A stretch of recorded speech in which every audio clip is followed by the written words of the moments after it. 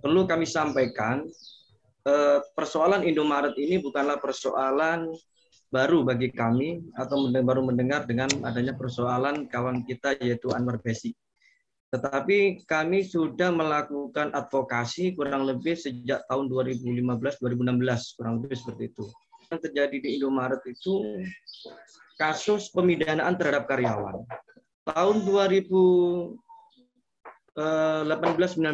itu ada sekitar 6 atau sampai 7 orang di daerah Jember itu sampai divonis penjara oleh Pengadilan Negeri Jember.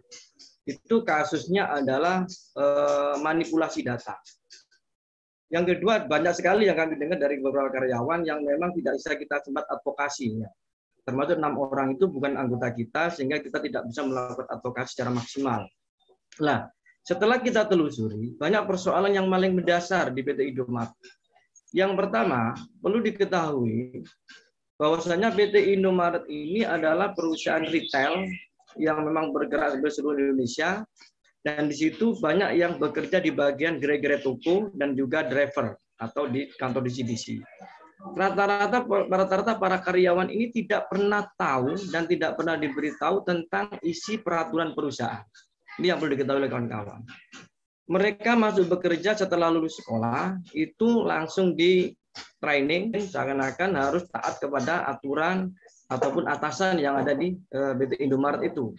Mereka harus bekerja sampai selesai. Tidak tahu jam kerjanya sampai kapan, dan tidak tahu aturan-aturan itu. Baru setelah kita mendirikan Serikat Pekerja SPMI, kurang lebih tahun 2016, itu baru kita mendapatkan yang namanya peraturan perusahaan. Nah, ada kasus selain kasus pemidanaan, kasus yang paling sampai sekarang terus bermunculan adalah NKL. Tadi yang disinggung oleh Bung Iqbal. NKL itu singkatan dari kita adalah nilai kurang lebih. Di mana hampir setiap bulan karyawan toko itu tekor, harus nombok, harus ganti rugi, diklaim oleh pihak perusahaan adanya kerugian senilai berapa rupiah. Ada yang sampai 250.000, ada 300 dan macam-macam. Dan kasus inilah yang sering dijadikan alat pemidanaan terhadap para pekerja buruh. Termasuk kasus 6 orang yang kami sampaikan tadi, itu di mana berawal dari kasus NKL. Diketahui bahwasanya dalam setiap bulan itu para karyawan 6 orang tersebut dituduh telah melakukan manipulasi data, di mana telah ditemukan nilai kerugian berapa juta, macam-macam ya, tidak besar, sehingga diproses. Prosesnya adalah satu, pertama mereka pasti di bawah tim IC, di mana dipanggil di suatu tempat khusus di area perusahaan, di sana diinterogasi, di BAP sampai akan terjadi sebuah pengakuan. Setelah itu dilimpahkan kepada kepolisian dan seterusnya. Nah, ini kita sampaikan, coba kita telusuri kepada yang si pekerja. Rata-rata mereka ini melakukan itu tidak dalam arti tidak sengaja untuk melakukan manipulasi ataupun apa. Kebanyakan mereka itu ada untuk nombokin bagaimana biar tidak terjadi NKL. Misal ada barang promo, beli 1 dapat 2, lalu dibeli sendiri oleh karyawan. Nyombokin nanti kalau memang tiba-tiba ada barang yang hilang atau barang-barang yang tidak ketemu, itu ditukarkan. Barangnya itu ada di dalam gudang, tetapi itu tetap saja diklaimkan sebagai sebuah pelanggaran. Ujungnya kalau mereka dibidanakan sehingga dia tidak pernah mendapatkan PHK tanpa pesangon. Nah, yang kedua, selain hal itu, di Indomarko ini setelah kami baca-baca PP-nya dan setelah kita tunjukkan kondisi di lapangan, ternyata setiap hari karyawan toko khususnya itu bekerja normal, lebih dari 7 jam. Walaupun di dalam PP-nya itu kerjanya 7 jam, tetapi faktanya mereka bekerja lebih dari 8 jam, 9 jam, bahkan lebih dari 10 jam. Dan itu tidak dibayar lembur. Ya, karena mereka di awal pertama kali masuk bekerja sudah didoktrin bagaimanakah dia harus bekerja sampai selesai, setelah itu baru pulang. Sehingga dia tidak tahu mereka sampai bekerja sampai jam berapa.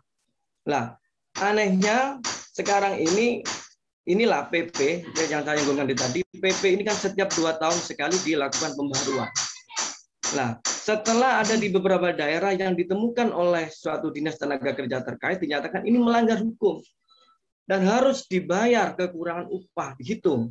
Jadi salah satu daerah itu telah mengeluarkan nota pengawas yang menyatakan bahwasanya adanya terjadian pelanggaran kelebihan jam kerja itu diwajibkan kepada Indomaret harus membayar upah kepada para karyawan.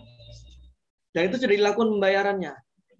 Nah, setelah itu Kementerian Ketenagakerjaan tahun 2020 kemarin melakukan pembaruan, pengesahan pembaruan terhadap peraturan perusahaan.